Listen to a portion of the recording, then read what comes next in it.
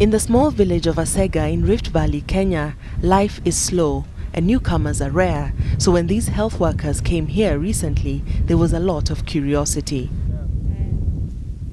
They are here to test residents for HIV/AIDS as part of an ongoing government initiative. Most people in Asega are farmers and spend long hours cultivating land. The nearest health facility is a district hospital, which is about half an hour's drive away, and many people don't have the time to go there. Faith Nekesa tests about 20 people every day. Before she started working in the field, she was stationed at the hospital, where only about 3 people would come in for tests daily.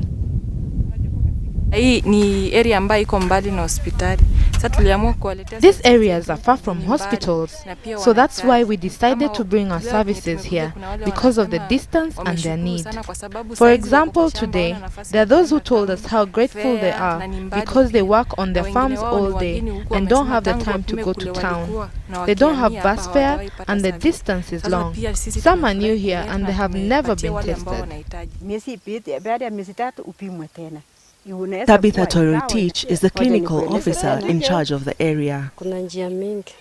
But we as the Minister of Health, because we are the professionals, we have decided to move out and really assist those communities who are not able to reach the services. Out here, we started recently, about last month, and the number which we tested was 306. Those were positive and negative, and the positive were 28, which is about 10% of what we did. So it's like it is giving us an eye-opener that there's much to be done. During the testing, participants are also taught about safe sex. Sasa wakati tunatumia mpira bado tunafanya nini? Tunajizuia, na mpira iko ina mbili. Iko ya wanawake na iko ya wanaume. Lakini wakati ya mwanamke inatumika, ya mwanamume haitumiki, inatumika tu moja at a time. Kitu kama about 8 months tangu nipimwe, lakini nikawa niko tu swali. Na kutoka wakati huo sasa mimi nikajua sasa nitakaa tu vile nimeshapimwa huko. Sasa unaweza kupima tena. Unaweza pima more than once. Kumaanisha utapima ya kwanza, ukae baada ya miezi 3 tena upime ingine. Kwa hivyo kama umewahi pima ya kwanza na uko willing kupima, as long as umemaliza miezi ngapi? 3. Kama umemaliza miezi. Before he is tested, 55-year-old Joseph Avunga gets some counseling so that he is mentally prepared whatever the outcome.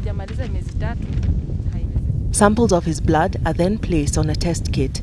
If 2 lines appear in 15 minutes, he is positive. A single line means that he is negative.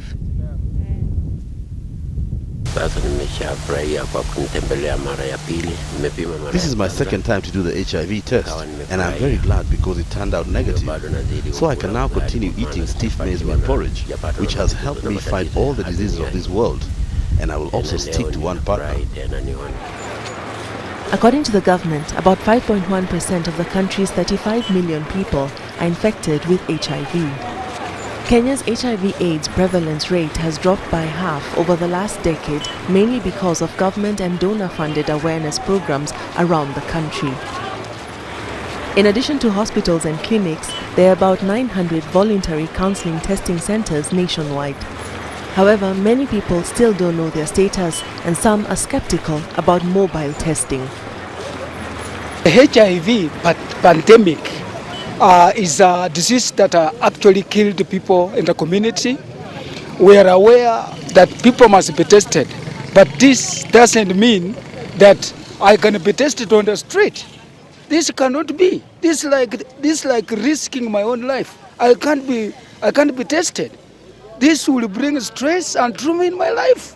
This cannot be. Afya yangu is my private affairs.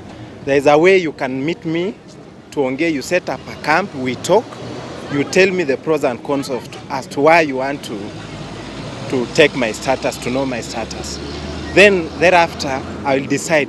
But walking on a street and meeting me and telling me I want to test you so that you may know your status, I can't. I can't.